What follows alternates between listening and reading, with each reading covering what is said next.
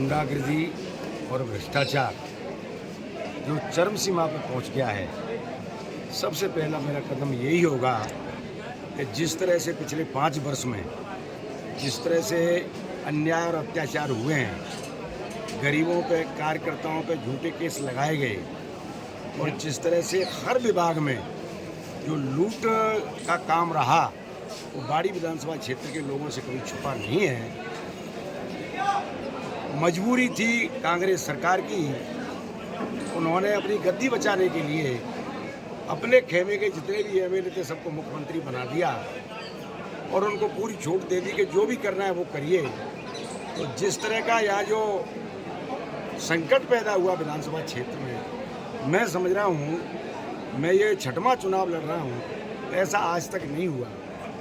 अधिकारी घर पे आके ठेके करवा रहे हों, बाईपास के नाम पर केवल अपना घर भरने के लिए बाईपास निकाला हो, कोई भी इस विधानसभा क्षेत्र का विकास का जो काम किया है केवल नाम करने के लिए कि ये हमारे विकास के काम है, जबकि ऑनेस्टली और ईमानदारी बात यह है कि केवल अपने निजी स्वार्थ के लिए इन्होंने पैसे कमाने के लिए और विकास के नाम पर पैसा लाए प्रदेश सरकार से और उसमें अधिकारियों से मिलकर इन्होंने पैसा कमाया और पूरे 5 वर्ष तक दमनकारी नीति रही। किसी आदमी की इस लोकतंत्र में भी इतनी हिम्मत नहीं हुई कि उसके खिलाफ कोई आवाज़ उठाए। एक आध हमारे जैसे व्यक्ति को छोड़ के हर आदमी इतना डर रहा है आज भी कि मैं जिन जिन लोगों से संपर्क किए, भाई साहब वोट आपके ही देंगे, खुल के हम सामने नहीं आ सकते, ऐसा मैंने आज तक कभी नहीं देखा। तो ये लोग स्वतंत्र कैसे हों, निर्भीक कैसे हों, लोकतंत्र में है ये कैसे बोल सकते हैं जो हमें अधिकार दिए हैं। इन सब के लिए मेरा पहला एक कदम ये होगा, अगर मुझे बाड़ी की जनता आशीर्वाद देती है तो निश्चित तौर पर मैं आपसे वादा कर रहा हूँ पत्रकार बंधुओं आपके माध्यम से, भ्रष्टाचार मैं जड़ मूल से उखाड़ने की कोशिश करूँगा और गुंडागर्दी जो आज तक हुई है, जाति विशेष के लोगों ने जो अन्याय किया है, कोई जाति नहीं छोड़ी। जाटवों का मर्डर किया अब्दुलपुर में, 2 कुशवाहों को जान से मार दिया, एक हौद में एक टोटी में। एक ब्राह्मण को केवल ये गलती थी उस ब्राह्मण की, गिदरपुर वाले की, कि उसने अपना पेमेंट मांगा और उसने कहा कि भाई पहले अपना काम पूरा करिए। जब उसने कहीं से मुझे पेमेंट तो उसकी मारपीट कर दी। किसी ठेकेदार की हिम्मत नहीं, किसी अधिकारी की हिम्मत नहीं। एक वाल्मीकि समाज का व्यक्ति जिसने कहा था मैं बिना पैसे के डीपी नहीं रखता, खुद एमएलए साहब जाके उसके 22 फ्रैक्चर कर दिए उसे।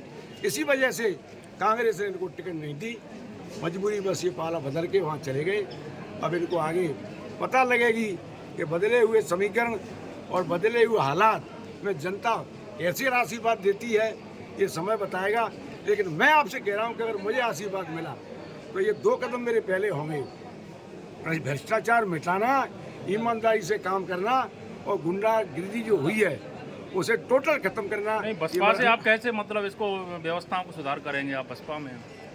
एमएलए को साहब तमाम अधिकार होते हैं, एमएलए प्रोटोकॉल के तहत चीफ सेक्रेटरी। कहीं ना कहीं यहाँ पे बीजेपी और कांग्रेस की गवर्नमेंट आती रही है और कहीं ना कहीं इन्हीं का वो रह रहा है और यहाँ देखने में आता है कि बसपा के जितने विधायक हैं, एमएलए अगर जानकार है, अपने कर्तव्य को जानता है, तो निश्चित तौर पे चाहे सरकार किसी की भी हो, अगर एमएलए है तो निश्चित तौर पे उसकी बात सुनी जाएगी और निश्चित तौर पे बात मानी जाएगी। जसवंत जी, आप मुख्य मुकाबला किससे मान रहे हो, आप कांग्रेस से या बीजेपी से बाड़ी में? मुझे तो त्रिकोणीय लग रहा है साहब, मैं किसी को हल्का नहीं मानता, मैं त्रिकोणीय मान रहा हूँ।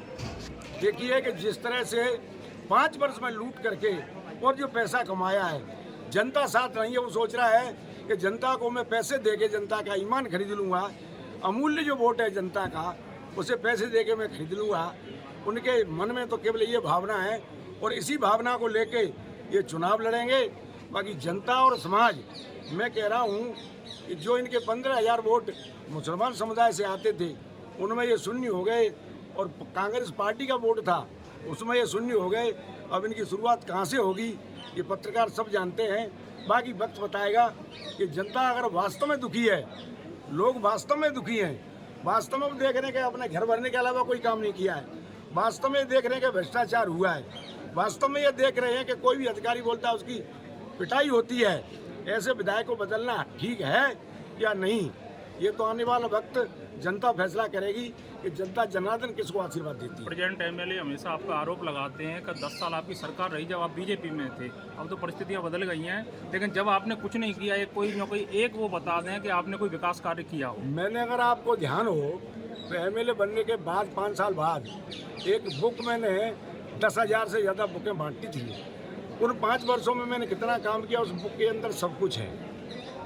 इन्होंने जो काम किए मुझे ये तो बताता कि जनता के भले के लिए कर दिया। तुमने यहाँ नाली खुदवा के डाल दी, ठेकेदार से पैसे ले लिए।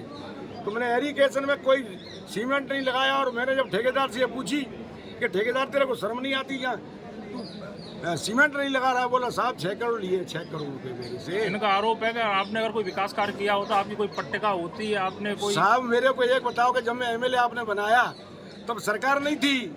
नहीं, जब सरकारें थी, भले ही आप एमएलए नहीं, सरकार तो थी आपकी। सरकार थी तो उस समय काम हुए हैं, और उस बुकों की तैयार करवा के आगे पीछे बांट दूंगा कि कितने काम हुए हैं। ठीक है, हमसे बातचीत करने के लिए धन्यवाद सर। थैंक यू साहब।